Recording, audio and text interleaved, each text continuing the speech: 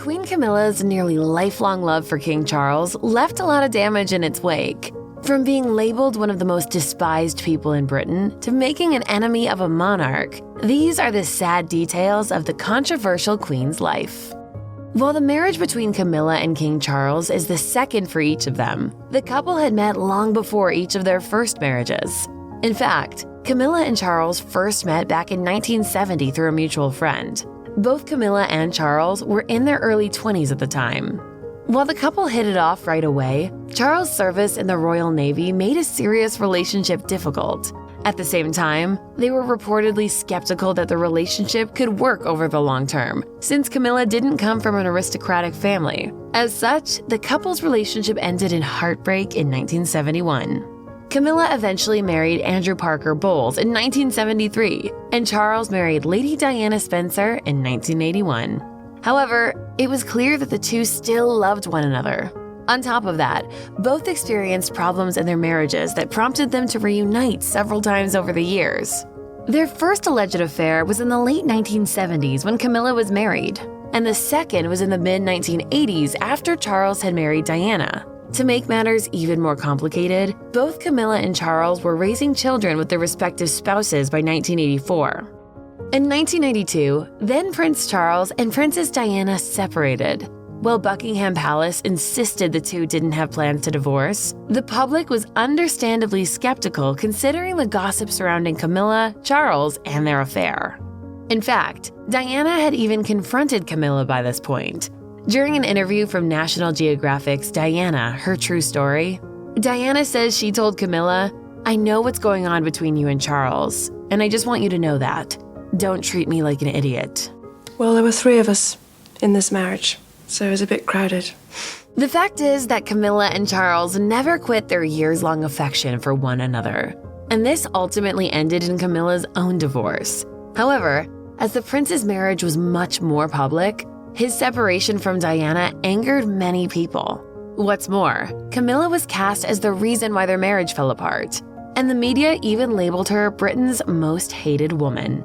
However, all this publicity didn't force any quick divorces. While Diana and Charles separated in 1992, Charles didn't admit to cheating on Diana until 1994, and they didn't officially divorce until 1996. For her part, Camilla didn't divorce Andrew Parker Bowles until 1995.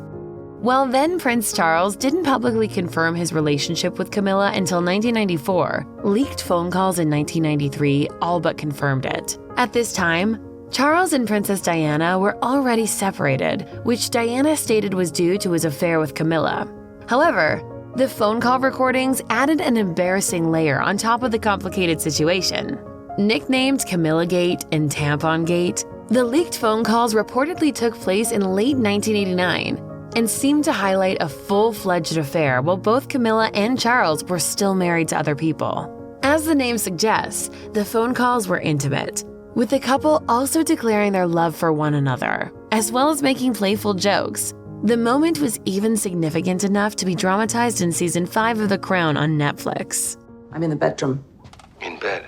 On top of it.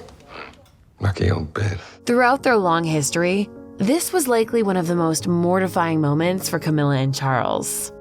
By the mid-1990s, it was obvious that the marriage between Prince Charles and Princess Diana was broken, and that Camilla was there to stay. One person who didn't seem to accept this at the time was Charles' mother, Queen Elizabeth II.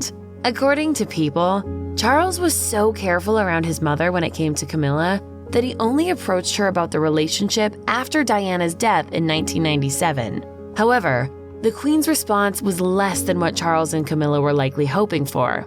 According to royal biographer Tom Bower's 2018 book Rebel Prince, The Power, Passion, and Defiance of Prince Charles, the Queen harshly criticized her son's unfaithful behavior and refused to forgive Camilla for her part in the disintegration of Charles and Diana's marriage. Although she eventually accepted Camilla, Elizabeth also reportedly called her that wicked woman and left Charles in tears. While it's unclear how Camilla reacted to this meeting, it's hard to feel positive about not being on your future mother-in-law's good side, whether or not she's a monarch. It took Queen Elizabeth and the public quite a while to warm up to Camilla, and once they were together, Camilla's relationship with Charles progressed slowly from an onlooker's perspective. In fact, despite their years-long affair, Charles and Camilla didn't appear in public as a couple until 1999. According to People, the year after that, the Queen had lunch with the couple, which many saw as a symbolic gesture of her approval of the relationship. Camilla and Charles eventually started living together in 2003, taking up residence at Clarence House. Around then, the public was getting used to Camilla and Charles as a couple, and it seemed that the Queen was as well. In 2005, the two finally got married with the Queen's approval. While Elizabeth technically accepted the marriage between Charles and Camilla, since both Charles and Camilla had been divorced, neither Elizabeth nor her husband Prince Philip attended the ceremony for religious reasons. However, the Queen did hold a reception for the couple instead. According to a 2021 interview with the BBC, Queen Camilla has a family history of osteoporosis, and she even served as the president of the Royal Osteoporosis Society for several years before her coronation. Despite her very public relationship with the affliction, Queen Camilla has never disclosed whether she actually has the bone condition herself. However, in 2010, some speculation came about regarding the then Duchess's bone health. It all stemmed from an outdoor walk Camilla was said to be on when she slipped and fell, fracturing her fibula. According to The Guardian, Camilla was 62 years old at the time, and the accident occurred during an Easter vacation in Scotland. Whether or not Camilla herself has osteoporosis, the incident likely brought up memories of her mother's own battle with the illness.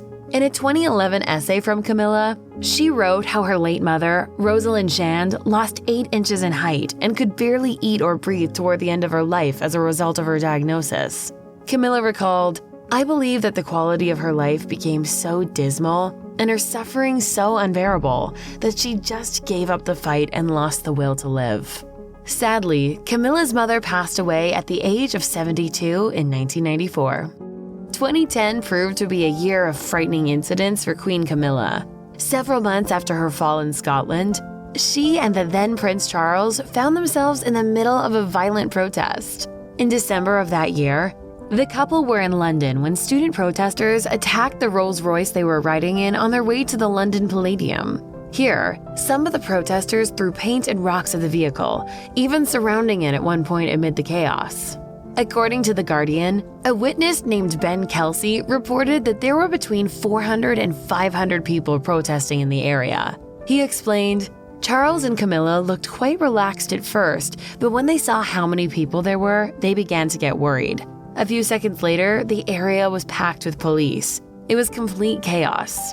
The reason for the chaotic scene Camilla and Charles found themselves in had to do with a controversial law regarding college tuition fees. While the student protest started peacefully, some of the participants became violent.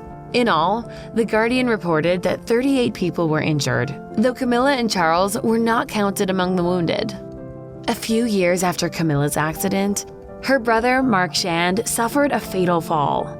According to The Guardian, Shand was at a charity event in New York City in April 2014. After the event, he reportedly fell and hit his head. Shand was only 62 years old. Both Camilla and Charles released an official statement regarding the incident, which read, in part, "It is with deep sadness that we have to confirm that the Duchess of Cornwall's brother, Mark Shand, has today passed away in New York. Mr. Shand died in hospital as a result of a serious head injury which he sustained during a fall last night." The statement went on to highlight the immense pain the losses caused Camilla and her loved ones. Shand was Camilla's only brother and youngest sibling in her family.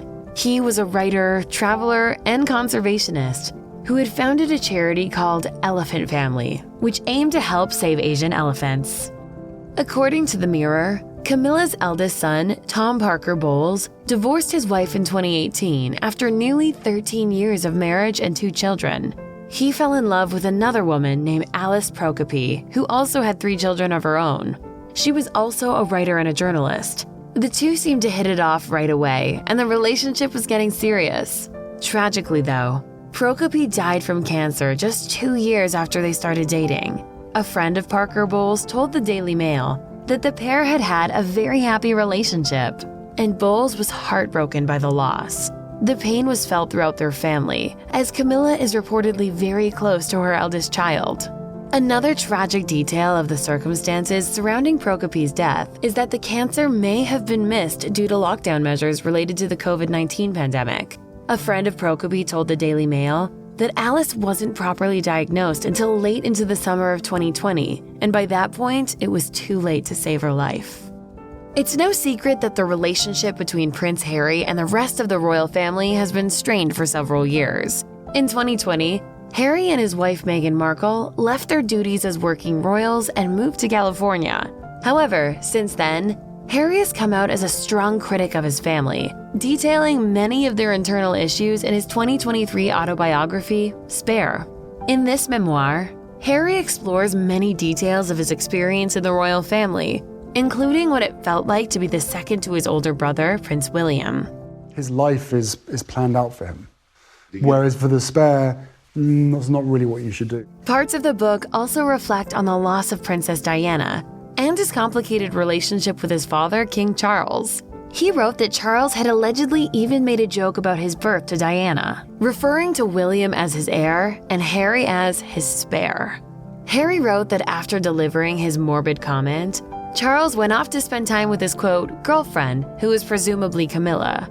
She eventually met William and Harry after Diana's death and established a relationship with her stepsons.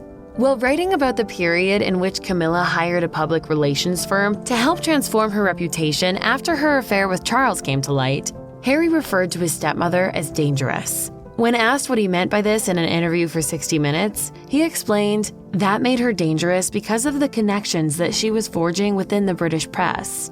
He elaborated that such an open exchange of information with the media would inevitably harm people, and reflected that he was ultimately one of the people it hurt.